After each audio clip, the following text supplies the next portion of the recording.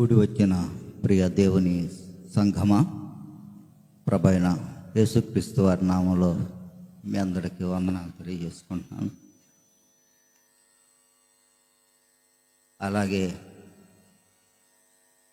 ఈ రాత్రికాలం ఈ రీతిగా మీ అందరి మధ్యలో మరి దేవుణ్ణి మహింపరచుకోవడానికి నన్ను ఆహ్వానించిన దైవదాసుని దైవదాసురాలకు కూడా నా వందనాలు తెలియజేసుకుంటున్నాను. అలాగే తల్లిగారు, అమ్మగారు మరి వృద్ధాప్యంలో కూడా నేను ఈ మధ్యకాలంలో వీడియోలు ఎక్కువ చూస్తూ ఉన్నా. మరి ఎంతో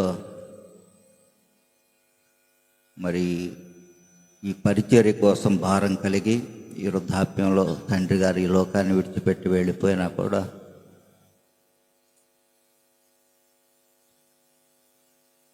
సంఘాన్ని సమకూర్చుకోవటానికి ఈ రీతిగా బిడ్డలందరూ దేవుని సన్నిధిలో పడుకోవటానికి మరి దేవుడి కృపనిచ్చాడు. ఒకనాడు ఎవరం కూడా ఎంత చెప్పినా ఆయన మాట నిర్లక్ష్యపరిచి లోబడకుండా దేవునికి తండ్రికి కూడా విరోధుల్లాగా బ్రతికా. మరి ఆ దినాల్లో సంఘం ఎలా అభివృద్ధి పడుతుంది, రాబోయే దినాల్లో పరిచర్య ఎలాగా ఆగిపోతుందేమో అని ఎంతగానో కృంగిపోతూ చాలా వేదన పడుతూ జీవించాడు ఆత్మీయ తండ్రి గారు. దేవుని అతి శ్రేష్టమైన కృపను బట్టి ఈ పరిచర్యను దేవుడు విడిచిపెట్టకుండా ఈ రీతిగా ఆయన కృపలో అభివృద్ధి పరుస్తున్నందుకు ఒకసారి అందరం కూడా మహింపరచుకుందాం. హల్లెలూయా, హల్లెలూయా, హల్లెలూయా, హల్లెలూయా. ఇక్కడ కూర్చున్నంతసేపు నేను ప్రార్థన చేస్తున్నప్పుడు ఒక సంచారం ఇక్కడ జరుగుతూ ఉంది. ఆ మధ్యలో నాకు దుఃఖం కూడా వచ్చింది. మరి ఇంతగా దేవుని యొక్క ప్రేమ, ఆయన యొక్క కృప, ఆయన యొక్క ఆదరణ మనల్ని విడిచిపెట్టకుండా తండ్రి దూరమైనా కూడా ఆయన ఇక్కడ మన మధ్యలో సంచారం చేస్తూ ఈ పరిచర్య కోసం తన కృపను మెండుగా దయచేస్తున్న దేవాది దేవుణ్ణి మరొకసారి మహింపరచుకుందాం. హల్లెలూయా, హల్లెలూయా. ఎందుకు ఈ పని చేస్తున్నానంటే నా వాక్యం ఇది కాదు. 2 నిమిషాలు ముగిచ్చేస్తాను. నాకు సమయం చెప్పారు, ఆ టయానికి నేను ముగిచ్చేస్తాను. ఒక్కసారి కీర్తన భాగము 75వ అధ్యాయము మొదటి వచనం ఒక్కసారి పరిశీలన చేద్దాం.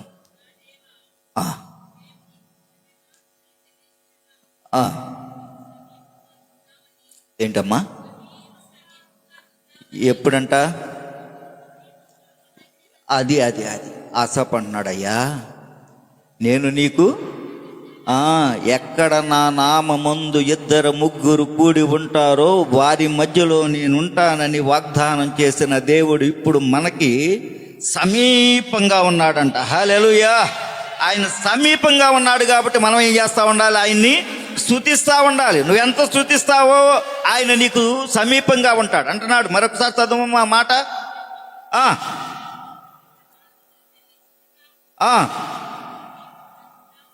ఎలా అంట? సమీపంగా ఉన్నావని. అది ఎందుకు మరి మన అందరం ఇక్కడ కూడుకుని స్తుతించాలి అంటే, ఇందాకడ నాకు చాలా అందరం నిలబడి ఈ స్తుతులు అర్పిస్తూ మరి ఈ రీతిగా దేవుణ్ణి మహింపరుస్తూ ఉంటే ఈ వాక్యమే నాకు గుర్తుకొచ్చింది. ఇలా మనం ఎంత స్తుతిస్తే దేవుడు అంత సమీపంగా మనకి ఉంటాడు. కనుక స్తుతి అనేది చాలా ప్రాముఖ్యమైనది. స్తుతి చేయబట్టే ఎరుకో గోడలన్నీ ఏమైపోయినాయండి? స్తుతి చేయబట్టే ఆ యొక్క చెరసాల యొక్క అన్నీ ఇదైనాయి. అంటే స్తుతిలో చాలా శక్తి దాగి ఉంది. కాబట్టి మనం దేవుని సన్నిధిలో కూడుకున్నప్పుడు ఆయన స్తుతించుకోవటం చాలా ప్రాముఖ్యమైన విషయం. ఈ రాత్రికాల సమయం ఓ చిన్న ప్రార్థన చేసుకుని వాక్య ధ్యానంలోకి వెళ్దాం. స్తోత్రం దేవా, మహాపరిశుద్ధుడా, మీకెళ్ళలేని స్తుతులు స్తోత్రాలు తెలియజేసుకున్నాం నాయన.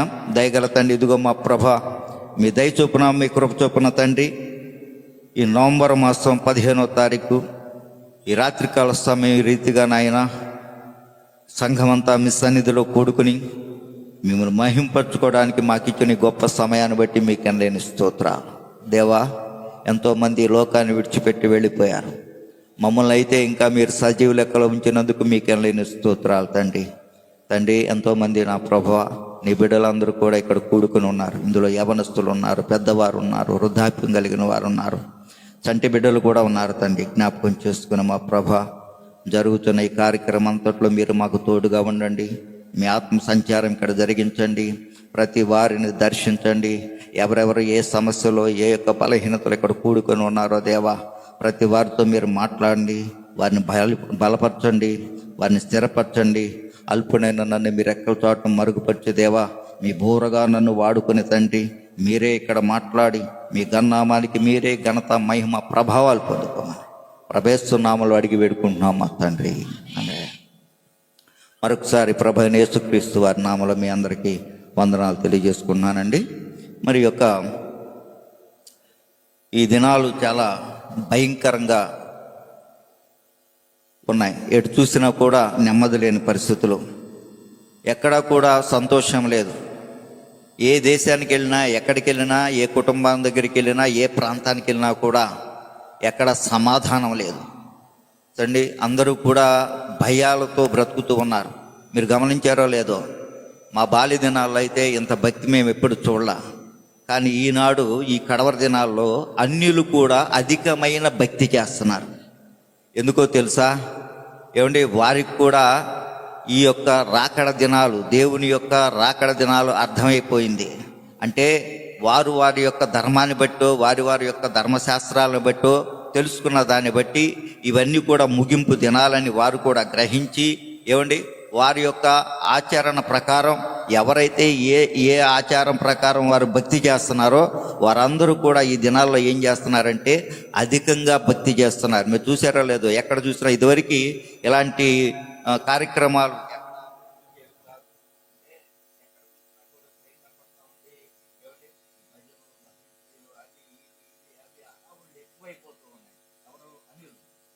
క్రైస్తవుల మట్టుకు అంతగా చేయలేకపోతున్నారు.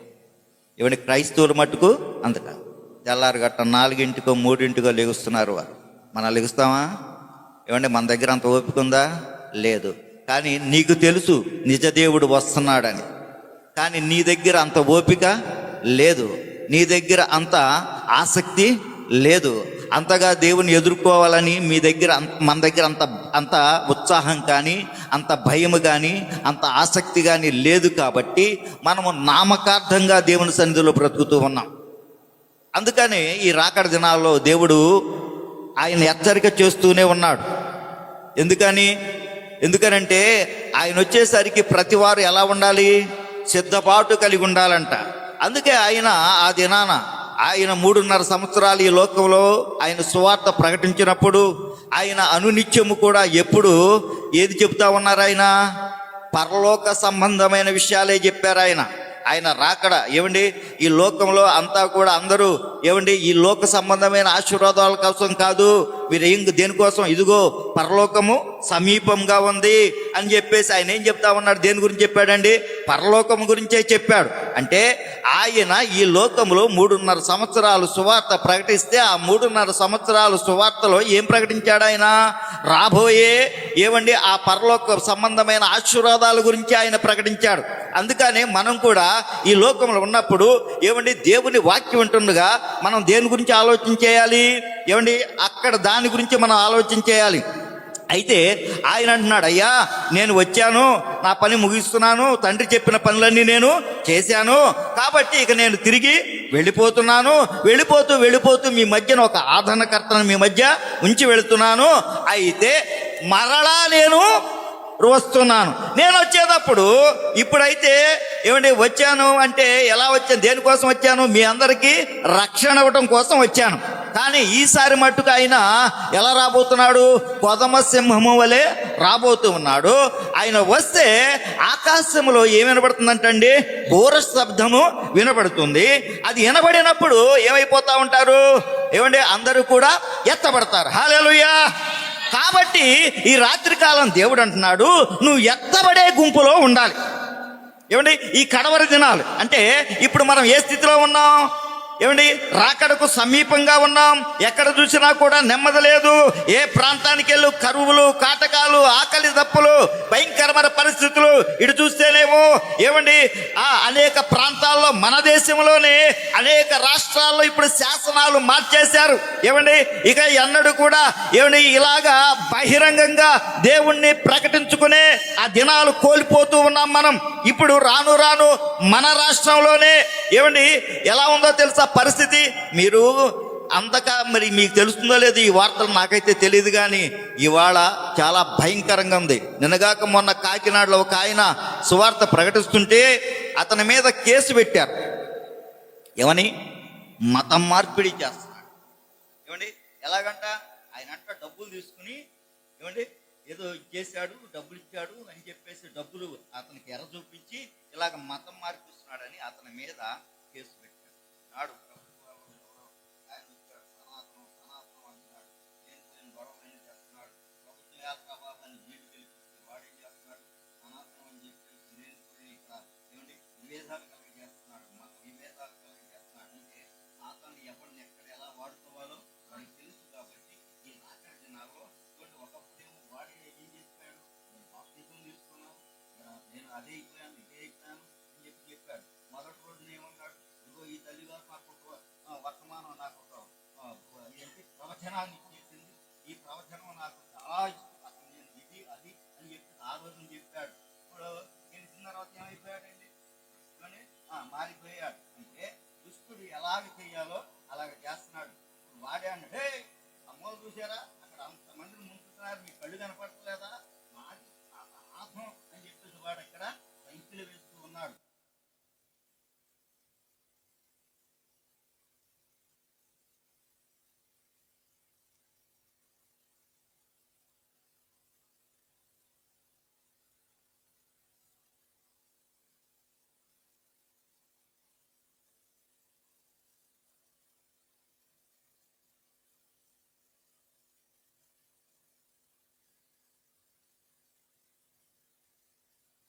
లో పర్మిషన్ తీసుకోవాలి. అది ఎంతగా ఉండాలో తెలుసా?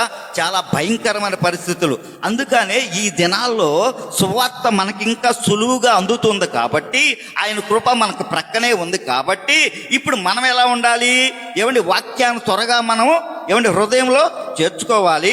వాక్యం ఏం చెబుతుందో ఆ రీతిగా మనం మార్పు చెందటానికి ప్రయత్నించాలి. వాక్యం ఏం చెబుతుందో ఆ రీతిగా బ్రతకటానికి మనం ఏమండి మన ఆసక్తి కలిగి ఉండాలి. వాక్యం ఏం బోధిస్తుందో అది నేనున్నానా లేదా అని ప్రతిరోజు మనల్ని మనం పరిశీలన చేసుకోవాలి. ఎందుకునంటే ఆయన వస్తే మనం ఎక్కడ ఉండాలి?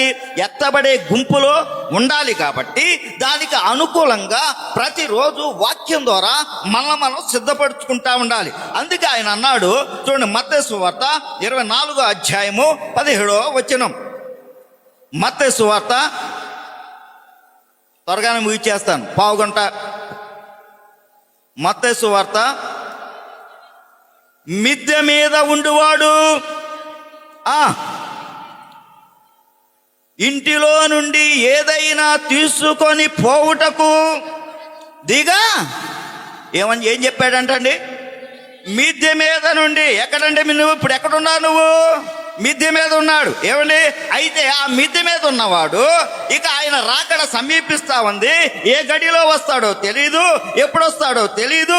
కాబట్టి ఇప్పుడు ఏం చేయాలి? నువ్వు ఆ మిద్దె మీద నిరీక్షణ కలిగి ఆయన ఎప్పుడు వస్తాడా అని ఎదురు చూస్తా ఉండవలసిన నీవు ఏదో మర్చిపోయానులే, ఏదో ఉందలే అని ఆ తెచ్చుకుందామని ఆ ఇంటి కోసం కిందకి దిగటానికి నువ్వు ప్రయత్నం చేస్తే అప్పుడే దేవుడు వస్తాడు, నువ్వేమైపోతావు. అందుకే ఆయన అంటున్నాడు, మిద్దె మీద ఉన్నవాడు ఇంటిలో నుండి ఏదైనా నువ్వు తీసుకొని పోవుటకు ఎందుకనంటండి, ఏమండి ఎందుకని? ఇది ఎవడి చాలా మెలకు కలిగి ఉండవలసిన దినాలి. అందుకనే నువ్వు ఎక్కడుండాలి? ఎక్కడ చేర్చాడు? మిద్దె మీద చేర్చాడు. అంటే నువ్వు ఎలా ఉంటే, ఎక్కడుంటే ఇక్కడ మిద్దె మీదకి వచ్చావు. అసలు మన పరిస్థితి ఏంటి? ఎక్కడున్న వాళ్ళం మనం? చూడండి, అదే మత్తయి సువార్త 4:15 వచనం. త్వరగా మత్తయి సువార్త 4:15.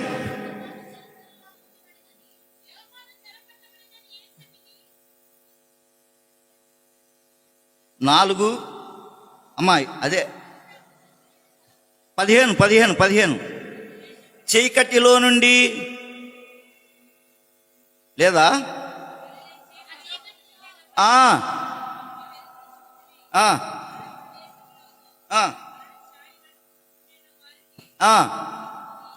ఎక్కడున్నారండి? చీకటిలో ఎక్కడున్నారు? ఎక్కడున్నా మనం ఇప్పుడు? ఎప్పుడిది? ఈ మిద్దె మీదకి రాకముందు మన జీవితం దేంతో నింపబడి ఉందండి? చీకటితో నింపబడి ఉంది. అంటే ఒకప్పుడు మన బ్రతుకు తాగుబోతు అనే చీకటి, వ్యభిచారం అనే చీకటి, ఏమంటే దొంగతనం అనే చీకటి, అబద్ధం అనే చీకటి, భయంకరమైన వ్యసనాలనే చీకటి, మోసకరమైన చీకటి. ఈ చీకటితో మానవుడు ఏమైపోయాడు తెలుసా? అందులో ఏమిటి కొట్టుమిట్లాడుతూ మధ్యాహ్న కాల సమయమందు గ్రుడ్డివాని వలె గోడ కోసం తడుములాడుకుంటూ బ్రతుకంతా భ్రష్టత్వంతో నింపబడి ఆదరించేవాడు లేక, ఏమండి సహాయం చేసేవాడు లేక, నీకు మేలు కలగజేసేవాడు లేక, ఎటు వెళ్ళాలో అని ఏమండి దారి తెలియక గుడ్డివాని వలె తడుములాడుకుంటూ ఆ చీకటిలో ఎవరి సహాయం కోసం ఎదురు చూసినా ఆదరించేవాడు ఎవడు లేకుండా భయంకరమైన పాపంతో శాపంతో నింపబడిన ఆ భయంకరమైన చీకటిలో నుండి నా దేవుడు నిన్ను మిద్దె మీదకి తీసుకొచ్చాడు. హల్లెలూయా. ఎలా తీసుకొచ్చాడు? నిన్ను బాగుగా కడిగాడంట. ఎలా కడిగాడు? ఇదిగో కలువరి సిలువ ప్రేమ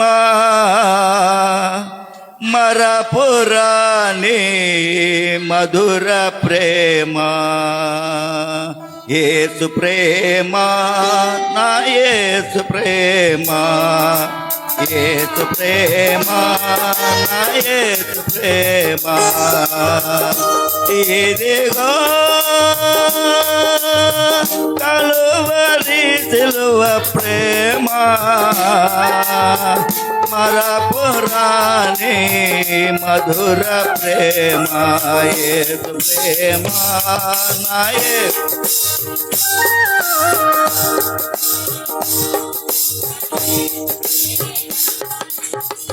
పడిన నన్ను కడిగినలేమా,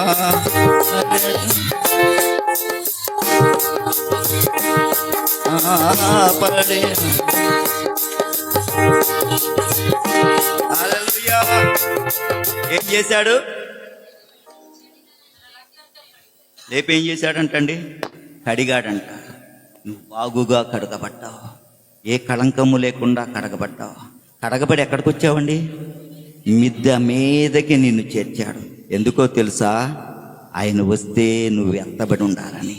ఆ ప్రేమ, నువ్వు నశించిపోవటం ఆయనకి ఇష్టం లేదు, నువ్వు మరణానికి వెళ్ళటం ఆయనకి ఇష్టం లేదు, అగాధమైన ఆ మండుతున్న అగ్నిగుండంలో నువ్వు పడటం ఆయనకి ఇష్టం లేదు. కాబట్టి ఆయనగా మన మీద ఉన్న ప్రేమను బట్టి నిన్ను చీకటిలో ఉన్నవాడిని, ఎక్కడో శాపంతో ఉన్నవాడిని, ఎక్కడో భయంకరమైన అంటే అగాధపు లోయలో పడి ఉన్నవాడిని మన ఎక్కడ తీసుకొచ్చి నిలబెట్టాడు తెలుసా? సంఘమని మిద్దెలో తీసుకుని వచ్చి పెట్టాడు. హల్లెలూయా. ఎక్కడంటండి? అందుకే ఆయన అంటున్నాడు, నువ్వు ఇక్కడ ఎలా ఉండాలి?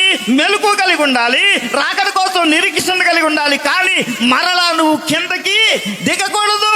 ఏమండి మన పితరులు అలాగే ఏమండి విమోచించబడి ప్రయాణం చేస్తూ చేస్తూ అనేకమైన అద్భుతాలు చూసి దేవుడిచ్చిన ఏమండి ఆ మన్నాను భుజించి ఆ బండలోంచి జీవజల ఊటలు త్రాగి ఏమండి మళ్ళా ఏం చేస్తున్నారంటే తిరిగి మరలా ఐగుప్తు వైపు ఎదురు చూస్తూ ఉన్నారంట. హల్లెలూయా.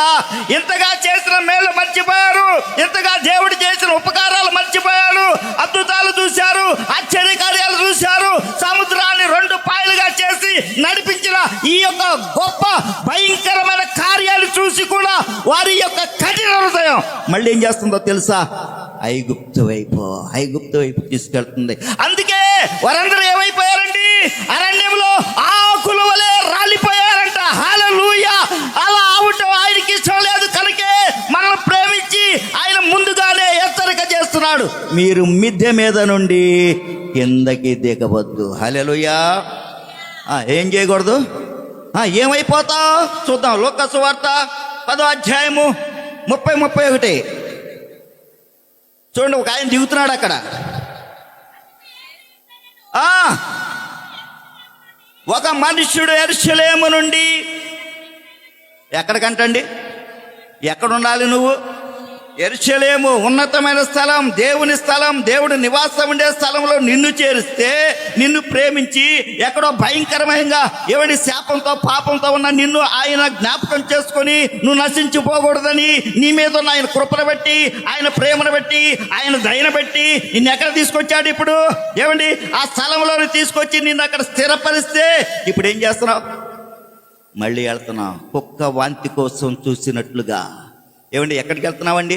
మళ్ళీ వెళ్తున్నావు. ఎక్కడికి? భయంకరమైన శాపానికి పరిగెడులు తీస్తూ ఉన్నావు. అక్కడికి వెళ్తుంటే ఏం జరుగుతుందంట? చదువమ్మా. అది ఏమైంది? నువ్వు వెళితే ఇప్పుడు ఏం జరుగుతుంది? దొంగ అక్కడ భయంకరమైన మన శత్రువు ఎదురు చూస్తూ ఉన్నాడు. ఎప్పుడు వస్తాడా వీడు? వాడంట ప్రతి క్షణం మనల్ని వెంబడిస్తూనే ఉంటాడు. ఏమండి అందుకని వాడి కుయుక్తులు మనం చాలా జాగ్రత్తగా పసిగట్టి ఏమండి మనం వాక్యంలో దాగబడి ఉండాలి. ఏమండి అందుకనే వాక్యం సెలవిస్తూ ఉంది, నువ్వెక్కడ ఉండాలి? ఇప్పుడు మిద్దె మీదే ఉండాలి, కింద మట్టుకు నీవు దిగకూడదు. ఇక్కడ ఉన్నవాడు ఎలా ఉండాలి? ఏమండి ఏం చేస్తూ ఉండాలి? అక్కడ ఆయన ఎందుకు మిద్దె మీద తీసుకొచ్చాడంటే ఆయన అక్కడ మనల్ని జాగ్రత్తగా గడపాలని, ఆయన వచ్చే వరకు నువ్వు ఇక్కడే వేచి ఉండాలని. ఏమిటి ఆ పరిశుద్ధ స్థలములో, ఆ సంఘములో, ఆ మిద్దె మీద నువ్వు ఇప్పుడు ఏం చేస్తూ ఉండాలి? ఏమిటి చాలా జాగ్రత్తగా మెలకువగలిగి వాక్యానుసారంగా బ్రతకటం నేర్చుకుంటూ ఉండాలి. అందుకే ఆయన అంటాడు చూడండి, యెహోషువ గ్రంథం 2వ అధ్యాయము 6వ వచనం.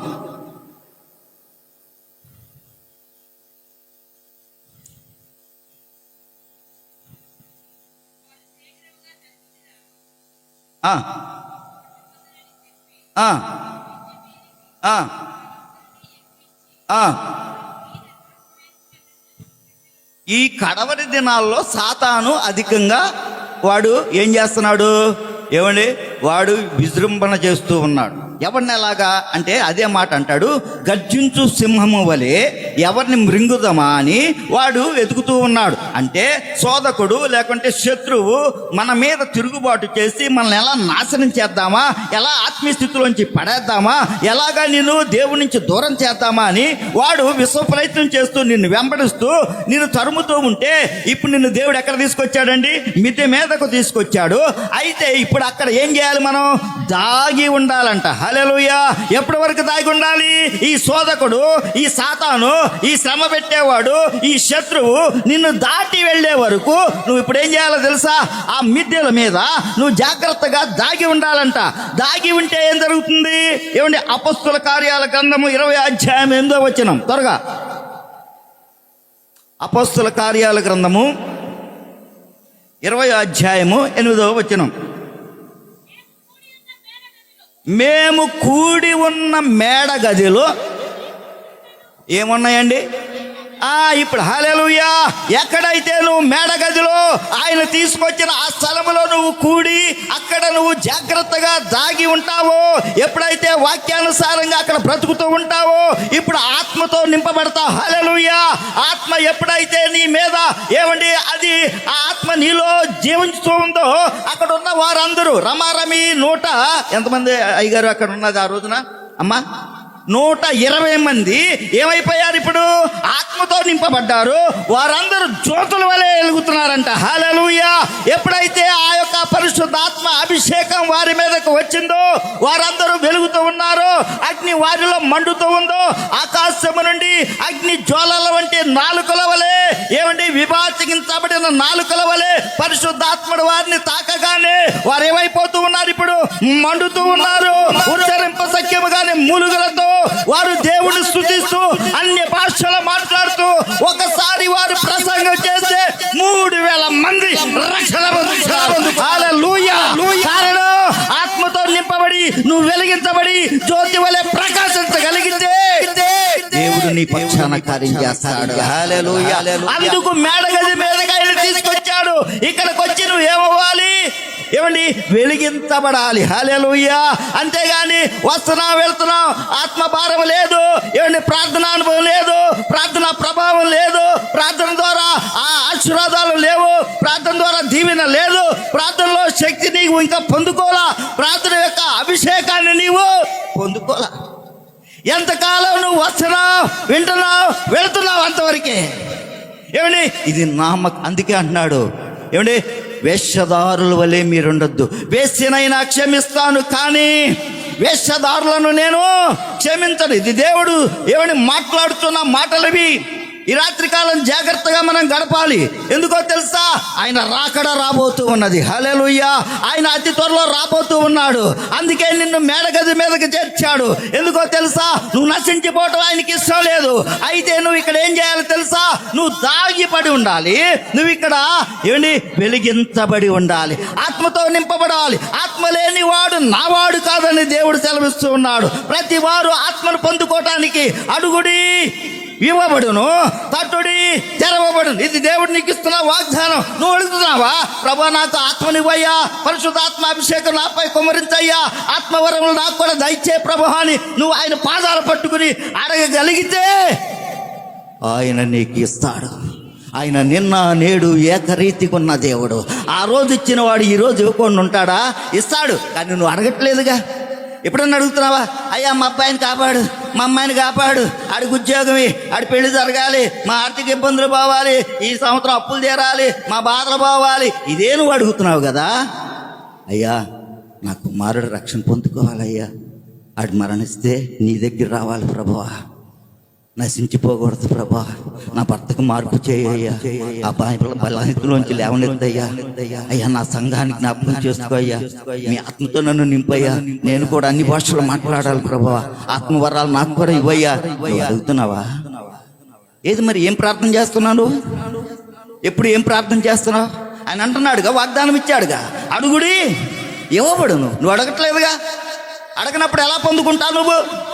ఆత్మ గురించి ఎప్పుడైనా నువ్వు ప్రయాసపడ్డావు? ప్రభువా నీ ఆత్మను పొందుకోవాలి నాయనా, ఇదిగో అభిషేకంతో నింపబడాలి నాయనా, అదిగో నేను కూడా మేడగదిలో జ్యోతుల వల్లే వారు ఎలా అయితే వెలిగించబడ్డారో నేను కూడా అలాగే వెలిగించబడాలి తండ్రి అని నువ్వు ఎప్పుడైనా దేవుడి సన్నిధిలో అంగలార్చావా?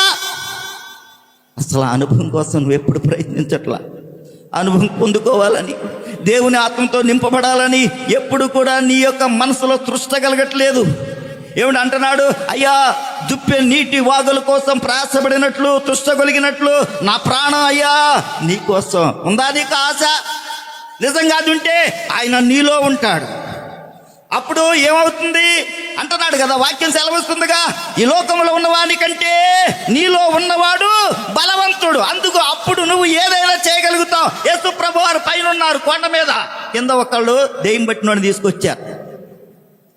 వస్తే అక్కడ ఉన్న వాళ్ళు ఏం చేస్తున్నారు? ప్రార్థన చేయమని తీసుకొస్తే వాళ్ళు ప్రార్థన చేస్తున్నారు. ఎలావా ఈ నా తెలుసు, ఆడు నాకు తెలుసు, నువ్వు నా చెప్తున్నావు ఏంటని చెప్పేసి అదేం చేసింది? కారణం ఆత్మ లేదు, అభిషేపించబడట్లేదు. ఏమండి ఎప్పుడైతే నువ్వు ఆత్మను పొందుకోగలుగుతావో, దేవుని ప్రభావం నీలోకి వస్తుందో, నువ్వు ఎక్కడ ప్రార్థిస్తే అక్కడ అద్భుతాలు, హల్లెలూయా. నువ్వు ఎలా ప్రార్థిస్తే అక్కడ కార్యాలు, హల్లెలూయా. నువ్వు ఏది అడిగితే దేవుడు ఆ కార్యం చేస్తాడు, హల్లెలూయా. అందుకు ఆయన అంటున్నాడు, నువ్వు అడుగు అడుగు అడుగు అడుగు అడుగు, ఆ ప్రార్థన చేయి. ఆయనకి తెలియదా నీకేది కొదువుగా ఉందో ఆయనకి తెలుసు, నీ ఇంట్లో ఏది కావాలో ఆయనకి తెలుసు. ఏమండి, ఆయన ఏమంటున్నాడు, నీకు తలంపులు పుట్టక మునిపే ఎరుగున్నాడు కదా. నీ పరిస్థితి ఆయనకి తెలియదా? ఏమండి, ఆయన ఇచ్చాడుగా వాగ్దానం. ఏమనంటున్నాడు, నిన్ను తలగా ఉంచుతాను కానీ తోక. మరి ఈ వాగ్దానం నీకు గుర్తులేదా? మరి ఆయన అన్నమాట నెరవేర్చాడా? నెరవేర్చాడు కదా. అలాంటప్పుడు ఈ లోక సంబంధమైన ఆశీర్వాదాల గురించి నువ్వెందుకు కన్నీరు కారుస్తున్నావు? అదెందుకు నీకు? నీ బిడ్డల రక్షణ గురించి కన్నీరు కావచ్చు, నీ కుటుంబం గురించి కన్నీరు కావచ్చు. నా సంఘం బాగుపడాలయ్యా, నా ఆత్మీయ స్థితులందరూ కూడా అభివృద్ధి పొందుకోవాలయ్యా. ఇదిగో నా కుటుంబం అంతా రక్షించబడాలి, నేనును నా ఇంటి వారును యెహోవానే సేవించాలి ప్రభు. ఆ స్థితి నా కుటుంబానికి దయచేయి. ఇదిగో నా కుమారుడు ఈ బలహీనలో ఉన్నాడు, ఈ తాగుళ్ళలో ఉన్నాడు, ఈ వ్యసనంలో ఉన్నాడు, ఈ లోకంలో ఉన్నాడు, ఈ సమస్యలో ఉన్నాడు. ఈ బలహీనతలోంచి విడుదల ప్రకటించి నీ ఆత్మాభిషేకం నా కుమారుడికి కలగచేయి. ఈ ప్రార్థన నువ్వు చేస్తున్నావా? ఏమండి, అయ్యా వాడికి మంచిగా ఉద్యోగం రావాలయ్యా, మంచి పని చేయాలయ్యా, ఇది అడుగుతున్నాం కదా. మరి అదెందుకని అడగలేకపోతున్నావు? అది అడుగు. ఈ రాత్రికాలం దేవుడు అందుకే నీతో మాట్లాడుతున్నాడు. ఎందుకో తెలుసా? ఇక్కడ ఎందుకు చేర్చాడు? నువ్వు వెలిగించబడాలి, వెలిగించబడాలి. ఎలా వెలిగించబడతావు? ఉపదేశకుని యొక్క మాటలు జాగ్రత్తగా వినాలంట. ఎవరది? అభిషేకించబడిన వాడు, అభిషేకము పొందుకున్నవాడు, ఏమండి ప్రతిష్ట కలిగిన వాడు, దర్శనం కలిగిన ఉపదేశుని యొక్క ఉపదేశంతో నీవు కూడా ఏమండి నింపబడి ఉంటే నీలో ఆత్మ రగిలించబడుతూ ఉంటది, హల్లెలూయా. అప్పుడు వెలిగించబడుతూ ఉంటావు, వాక్యానుసారంగా బ్రతకగలుగుతావు, వాక్యానికి లోపడగలుగుతావు. వాక్యం నీలో అదేం చేస్తా ఉంటది తెలుసా? నిన్ను నడిపిస్తా ఉంటది, నీలో అది ఏమండి ప్రభావాన్ని కలగజేస్తా ఉంటది. వాక్యానుసారంగా నువ్వు నడుస్తూ ఉంటావు, అప్పుడు ఆయన మార్గంలో వెళ్తావు. అందుకే ఆయన అంటున్నాడు, నేనే సత్యమును, నేనే జీవమును, నేనే మార్గమునై ఉన్నాను, హల్లెలూయా. నువ్వు ఆ మార్గంలో నడవాలి, నువ్వు అందులో నడవాలి. నువ్వు లోకంలో నడిస్తే కుదరదు. అందుకే ఆయన అంటున్నాడు, నువ్వు ఎక్కడికి వచ్చావు? మిద్దె మీదకి వచ్చావు. నువ్వు ఎక్కడుండాలి? మిద్దె మీదే ఉండు. ఎందుకో? ఆత్మను పొందుకోవటానికి, నువ్వు అభిషేకించబడటానికి, ఆయన వెలుగుతో నింపబడ్డ. అలా ఉంటే ఏమవుతుందో తెలుసా? చూడండి, అంటాడు, ఏమండి, జకర్యా గ్రంథం 4వ అధ్యాయం 1 నుంచి 3 వచనాలు చూడమ్మా త్వరగా. నాతో మాట్లాడుతున్న దూత తిరిగి వచ్చి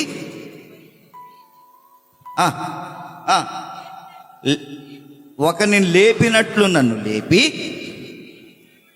నీకు ఏమి కనబడుచున్నదని అడగగా, నేను సువర్ణమయమైన, జాగ్రత్తగానండి, దాని మీద ఒక ప్రమిదయును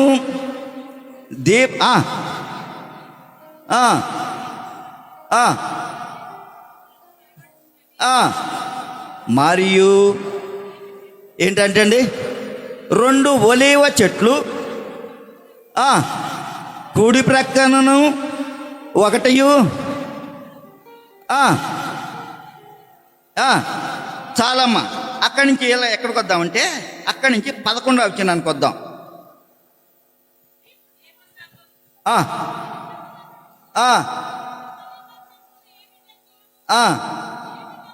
ఏమిటని నేను ఆయనను అడగగా,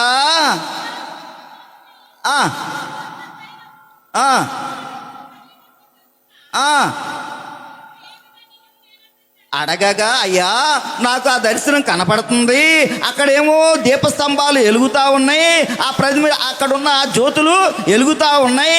అయితే ఆ యొక్క దీపస్తంభానికి కుడి ప్రక్కన ఒక ఒలీవ చెట్టు, ఎడమ ప్రక్కన ఒక ఒలీవ చెట్టు నిలబడి ఉంది. అయితే నాకు ఇదంతా అర్థమైంది, కానీ ఈ ఒలీవ చెట్లు ఏంటయ్యా నాకు అర్థం కావట్లేదు, ఈ దీపాలేంటి, ఆ ప్రమిదలేంటి, ఆ జ్యోతులేంటి అని ఆయన అడుగుతూ ఉన్నాడు. అందుకు ఆయన అంటున్నాడు ఇక్కడ, చెప్పాలి, అతడు హల్లెలూయా.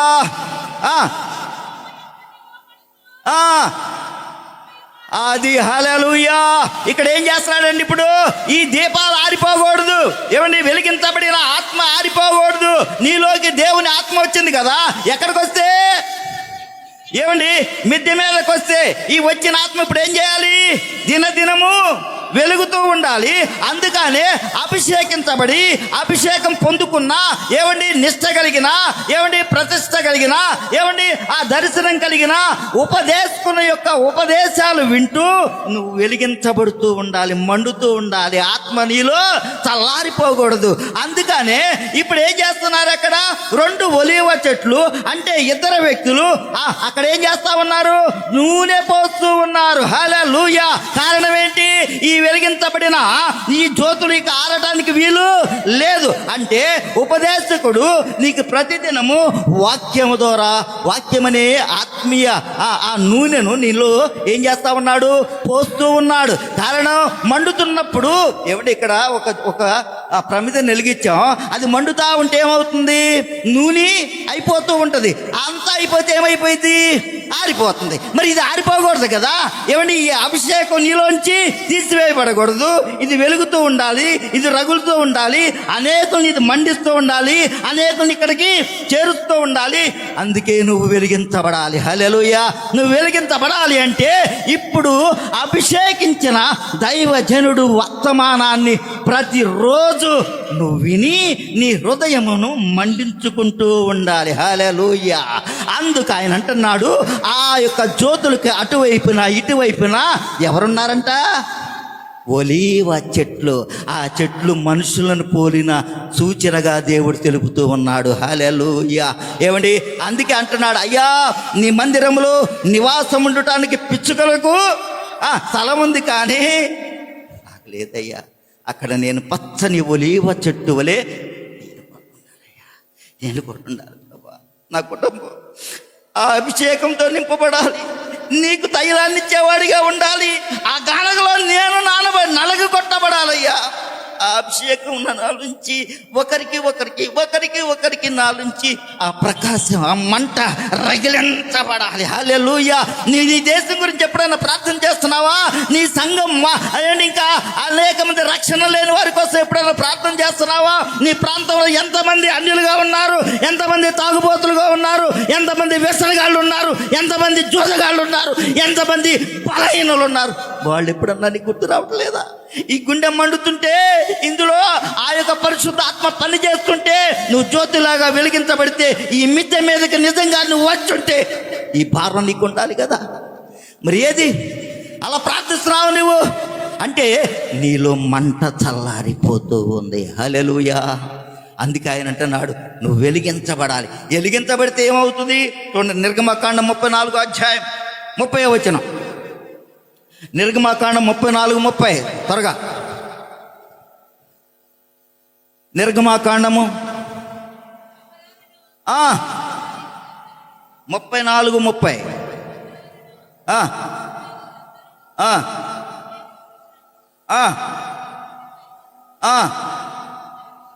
ఏంటండి? అతని ముఖ చర్మము ఎందుక? ఎప్పుడది? ఆయన కొండ మీద నుంచి దిగుతూ ఉన్నాడు. అప్పుడాగా ఎక్కడున్నాడు? దేవుని సన్నిధిలో ఉన్నాడు. ఆయనతో మాట్లాడుతూ ఉన్నాడు. ఆయనలో ఉన్న ప్రభావము ఇప్పుడు ఎవరి మీదకి వచ్చింది? మోషే మీదకి వచ్చింది. ఇప్పుడు ఈయన మండుచున్న అగ్ని వలె ఉన్నాడు. ఆయన ఎలాంటి వాడు? ఏమిటి? కోటి సూర్యుల ప్రభావము కంటే అధికమైన వెలుగు కలిగిన వాడు. హల్లెలూయా. అక్కడ నీ ఉండగలిగితే ఏమండి? ఆ వెలుగు నీ మీదకి వస్తే, ఇక్కడ అంటున్నారు వీళ్ళందరూ ఎవరిళ్ళు? ఇశ్రాయేలు జనాంగం. అందరూ సున్నతి పొందిన వారే, అందరూ ధర్మశాస్త్రం ఎరుగున్న వారే. కానీ ఒక్కడి మీదకి అభిషేకం వచ్చింది. హల్లెలూయా. ఇప్పుడు వీళ్ళు ఏం చేస్తున్నారు తెలుసా? ఆయన ముఖాన్ని చూడలేకపోతున్నారంట. ఏమిటి కారణం? మండుతున్నాడండి, వెలిగించబడ్డాడు అంటున్నాడు. చదవమ్మ, ఏముంది అక్కడ? గనుక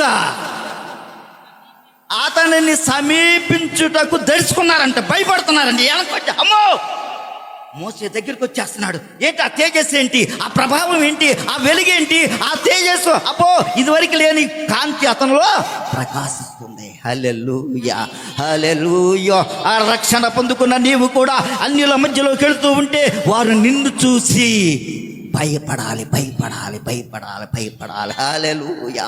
కారణం అప్పుడు నీ ప్రవర్తన మారినప్పుడు. ఎప్పుడు ఇది వస్తుంది? నీ బ్రతుకు మారాలి. వేషధారులుగా ఉంటే కుదరదు.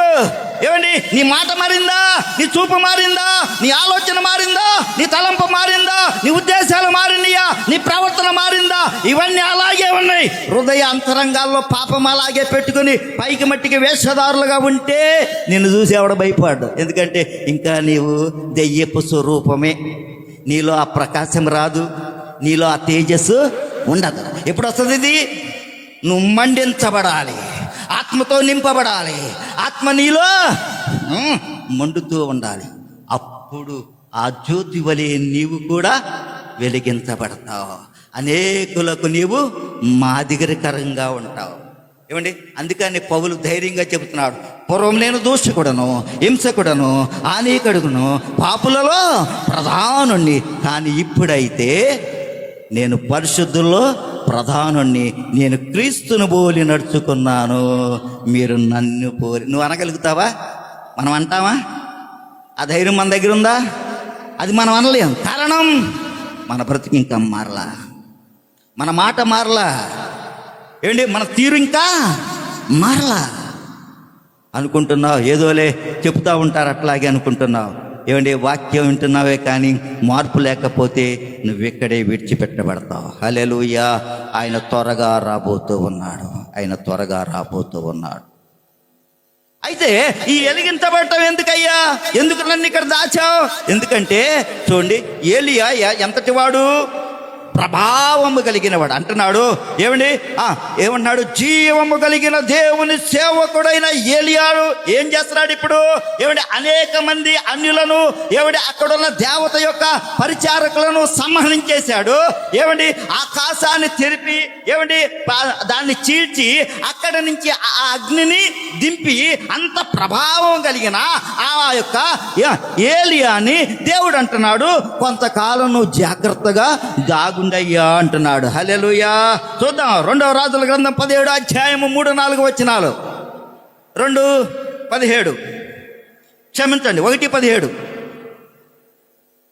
1 రాజుల గ్రంథము 17లో 3-4 వచనాలు త్వరగా.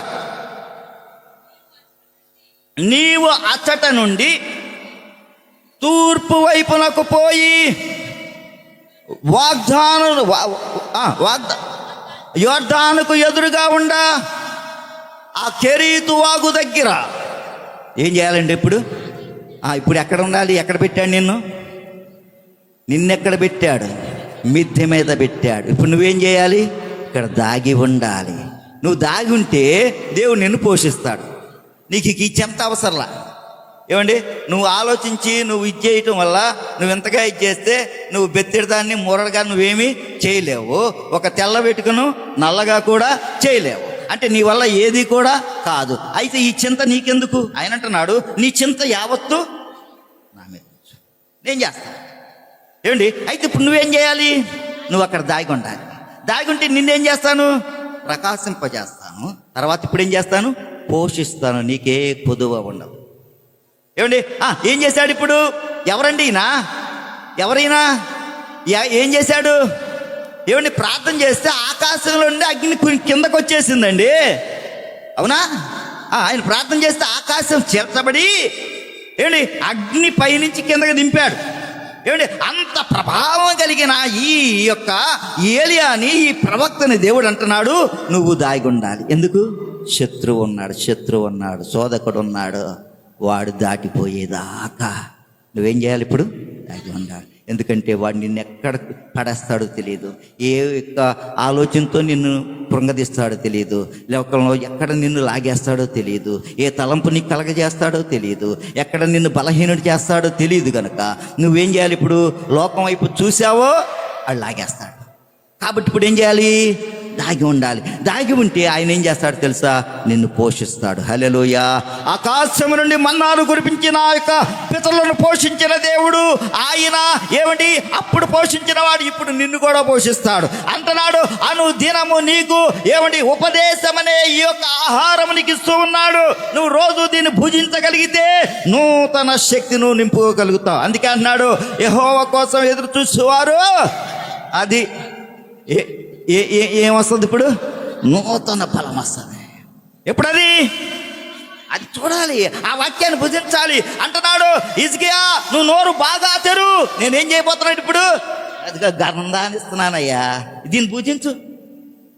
ఇంకో చోట అన్నాడు, ఏసుకెలా ఇదిగో ఈ గ్రంథమును జాగ్రత్తగా భుజించు. ఇది భుజించిన తర్వాత ఆయన ఎక్కడ తీసుకెళ్ళాడు? చోట తీసుకెళ్ళాడు. ఏమిటి? ఏం కనపడుతున్నాయి అక్కడ? అన్నీ ఇయ్యే కదా, ఎముకలు పురులు అయ్యే కనపడుతున్నాయి కదా. ఒక్కసారి ప్రవచించు, వాటిలో జీవము రావాలి. ఎందుకని వచ్చింది? ఎక్కడుంది అది? ఆ వాక్యాన్ని నువ్వు భుజిస్తున్నావు, నేను పోషిస్తున్నాడుగా. ఇప్పుడు ఏమంటున్నాడు? వాటికి జీవము కలుగును గాక అనగానే ఎక్కడే టక టక టక టక టక ఏమండి ఏమైపోతున్నాయి అయ్యి? హల్లెలూయా. ఎక్కడిది ప్రభావం? ఎక్కడి నుంచి వచ్చింది ఇది?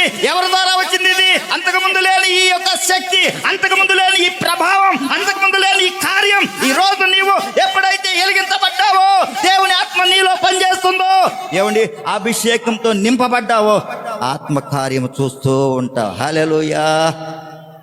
అందుకే ఆ ఆహారాన్ని నీవు భుజించాలి. అందుకే అంటాను, ఈ దేవుని మందిరంలో కూర్చున్నప్పుడు శ్రద్ధగా ఉండాలంట. నీ ప్రవర్తన జాగ్రత్తగా చూసుకోవాలి. ఎందుకంటే ఇక్కడ నువ్వు జాగ్రత్తగా వాక్యాన్ని వింటున్నప్పుడు అప్పుడే నిద్ర వస్తుంది. ఇక్కడ జాగ్రత్తగా వింటున్నప్పుడు అప్పుడే పక్కన ఇంకొక ఏదో చీర కొత్త ఏదో కట్టుకొచ్చినప్పుడు అది గుర్తుకొస్తా. అక్క ఇది ఎక్కడ కొన్నాం అక్క? మొన్న మేము కూడా వెళ్ళొచ్చాం, పోయిన పండగ దొరకలేదు, ఈ పండగ కన్నా అది కొనాలనుకుంటున్నాం అక్క. పలానా చోట ఇది పోయింది. ఈయన వాగుతూ ఉంటాడు. ఏమండి ఇది మట్టికి ఇప్పుడు ఏమవుతుంది? ఈ వాక్యం ఇటు వెళ్తుంది, ఇటు వస్తుంది. అసలు ఇది ఎటు వెళ్ళాలి?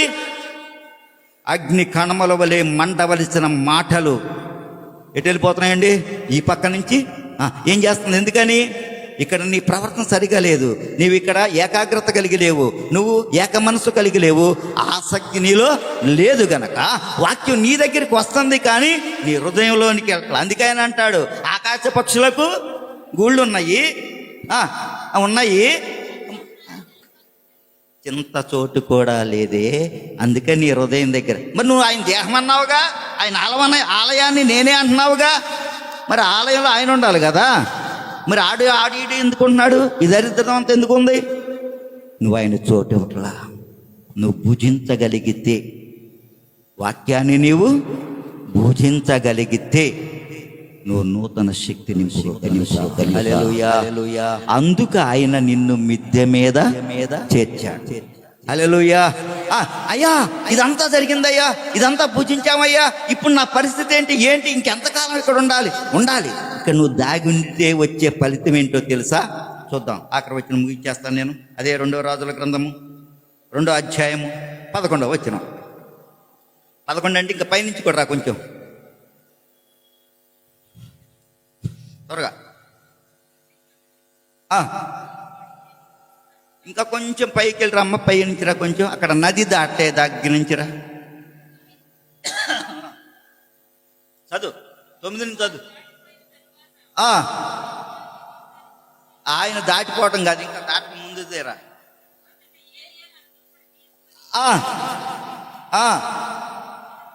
కొట్టగా వీడిపోయాను గనుక ఏం చేశారండి? దేనిలో కొట్టారు? ఏ నది అది? యోర్దాను నది. ఈ నది ఇప్పుడు దాటాలి మనం. నువ్వేమంటున్నావు? పచ్చిక గల చోట్ల నన్ను పరుండబెట్టాడు, శాంతి గల జలముల వద్ద దగ్గరే నన్ను కూర్చోబెట్టాడు. నేను చక్కగా తింటాను, చక్కగా తాగుతాను, ఆకలి వచ్చి నిద్ర వచ్చినప్పుడు పడుకుంటాను. నా దేవుడు నన్ను ఆకలి దప్పులు లేకుండా మరి ఈ నది ఎప్పుడు దాడతావు? తింటున్నావు, తాగుతున్నావు, పడుకుంటున్నావు. నది ఎప్పుడు దాడతావు? ఇది దాటకపోతే ప్రయోజనం లేదు. నువ్వు మేడ మిద్దె మీద దాగినా తిన్నా ఎంత చేసినా ప్రయోజనము లేదు. ఇప్పుడు ఏం చేయాలి నువ్వు? ఏం చేయాలి? దాటాలి దాటాలి దాటాలి. అది దాటితే చదువు ఇప్పుడు.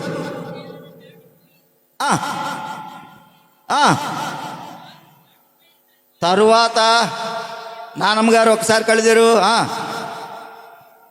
చదువు.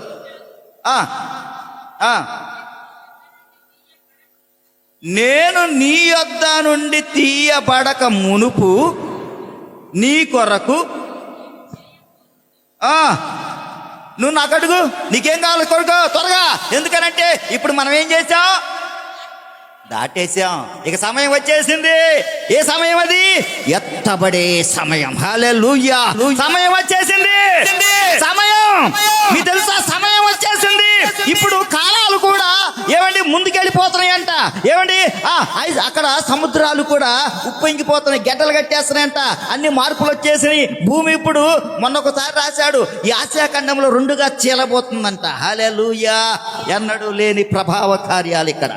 కారణం సృష్టి యావత్తు దేవుని మాట వింది, జరిగించవలసిన అన్ని జరిగిస్తుంది.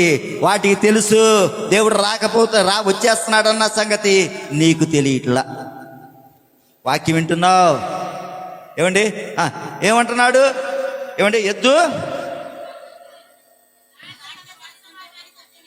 అన్నీ ఉంటాయి కదా, వాటికి తెలుసు కదా, అవి పిలవగానే పరిగెత్తుకుంటూ వస్తున్నాయి కదా. ఎద్దు కూడా ఏమంటుంది? ఇట్రా అనగానే అక్కడ నుంచుని అట్టు పిలవగానే ఆ యజమాని అదేం చేస్తుంది? ఇప్పుడు పరిగెత్తుకుంటా వస్తుంది, గాడిద పరిగెత్తుకుంటా వస్తుంది. ఇవన్నీ ఆయన మాట ఆలకించి ఆ యజమానుడి దగ్గరికి వస్తున్నాయే. మరి దేవుడు నీ తండ్రి నిన్ను పోషించేవాడు, నిన్ను ఆదరించేవాడు, నిన్ను సంరక్షించేవాడు, నిన్ను మరి పోషించేవాడు, నీకు జీవాన్ని కలగజేసేవాడు నిన్ను పిలుస్తున్నాడు కదా. మరి నువ్వెందుకని రావట్లా? ఎందుకనంటే నీలో ఆయన అంటాడు, వారి చెవులు మందమెక్కినాయి అంట. దేంతోటి? కొవ్వు బట్టి మందమెక్కిందంట. ఏమండి? హృదయం అంతా కూడా కొవ్వు పట్టేసిందంట. అందుకని దుఃఖం రావట్లేదు, చెవు కూడా వినిపించట్లేదు. ఇట్లాగే ఉంటాడు వీడు. ఈ లోపల ఆయన వచ్చేస్తాడు వచ్చేస్తాడు వచ్చేస్తాడు. నువ్వు అక్కడే ఉన్నావు. అమ్మా మా దీపంలో కొద్దంత నూనె అయిపోయింది తల్లి, కొద్దంత పొయ్యమ్మ. ఏంటమ్మా నీ పోసేది? మాకే చాలా సత్తుంటే నువ్వేంటి మధ్యలో? నీ తెలీదా తెచ్చుకోవటం? వీళ్ళు కొట్టుకుంటా, సర్లే మీరు ఎట్టే ఉండండి, గబాలు కేకలేండి, మేము పక్కనకి వెళ్ళి వచ్చేస్తాం. అయ్యింది, వెళ్ళారు. ఏమైంది ఇప్పుడు అక్కడ? అప్పా వచ్చేసాడా? ఎప్పుడో వచ్చాడు తల్లి, నువ్వు ఎంత కొట్టినా. ఏమన్నాడు? ఏమన్నాడు? మీరెవరో నేను ఎరగాను, మీరెవరో నేను ఎరగను. నీ జీవితకాలం అంతా ప్రార్థన చేయొచ్చు, జీవితకాలం అంతా దేవుని సన్నిధిలో గడపచ్చు, జీవితకాలం అంతా వాక్యానుసారంగా బ్రతికినట్టుగా ఉండొచ్చు. ఆత్మ పొందుకోకపోతే, అభిషేకం నీలో లేకపోతే, నువ్వు వెలిగించబడకపోతే, ఆత్మీయ నూనె నీలో లేకపోతే ఆ సమయంలో నీవు విడిచిపెట్టబడతావు. ఇప్పుడు అంటున్నాడు, ఈ అనుభవాలన్నీ యోర్దాను, ఈ యోర్దాను నువ్వు దాటాలి. ఇప్పుడు ఈ యోర్దాను దాటావు. ఇప్పుడు చదువు ఏమంటున్నాడు అక్కడ?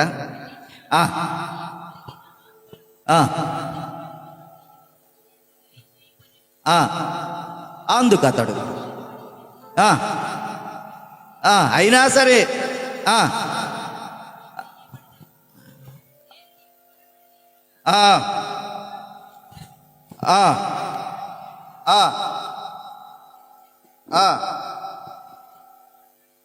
ఉండగా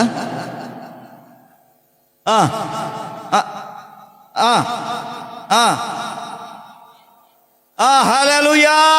ఇది ఇది ఇప్పుడు ఆయన వస్తే దాచబడిన వాడు, మిద్దె మీద ఉన్నవాడు ఇప్పుడు ఏమవుతాడు?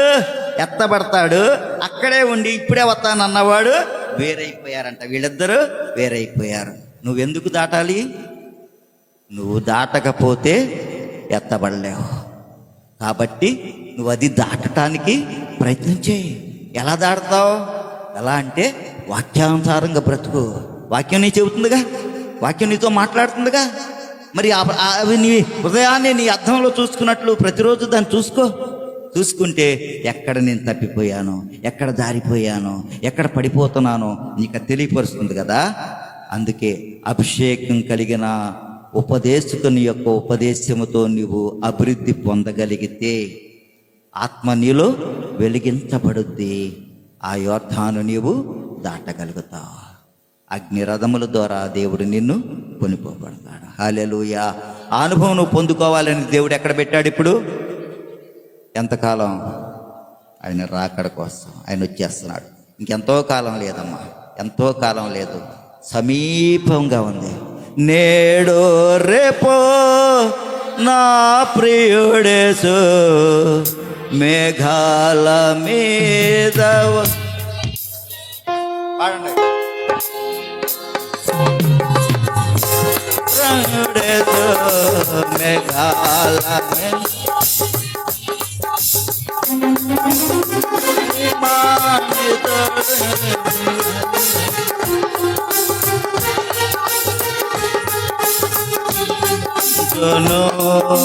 మహిమా ప్రభు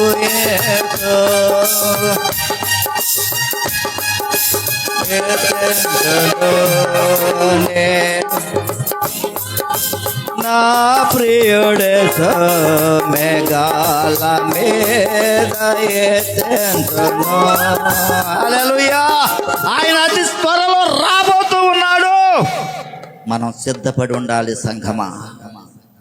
ఆ అగ్ని రథముల మీద ఆయన వస్తున్నప్పుడు నిన్ను అక్కడ తీసుకెళ్తే ఈ లోకంలో ఉన్న ఈ మురికి వీధులు కాదండి, రేపు నిన్ను బంగారపు వీధుల్లో నడిపించబోతూ ఉన్నాడు. నీకోసం ఆయన అక్కడ ఏమండి గొప్ప బహుమానం కిరీటాలు దాచిపెట్టి ఉంచాడండి. అది వజ్ర వైఢాలు. ఇక్కడ ఈ లోకంలో ఎవరు, ఈ మధ్య కాలంలో ఒక ఆయన పేపర్లో వేశాడు, ఏమంటున్నాడు, ఒక వజ్రం దొరికిందంట, ఎన్నో వేల కోట్లు అది పాట పాడుతున్నాడంట. దీనికి 10 రెట్లు కూడా దానికి ముందు ఇక్కడ ఉండవండి. అంత విలువైన రత్నాలతోటి పొదగబడిన జీవ కిరీటాన్ని నీ కోసం దేవుడు సిద్ధపరుస్తూ ఉన్నాడు. హల్లెలూయా.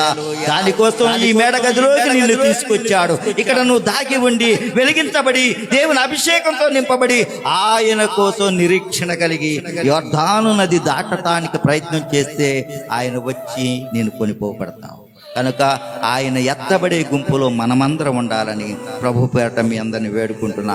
దేవుడి వాక్యాన్ని బట్టి మన జీవితాలు సరిచేయను గాక. ఆమేన్.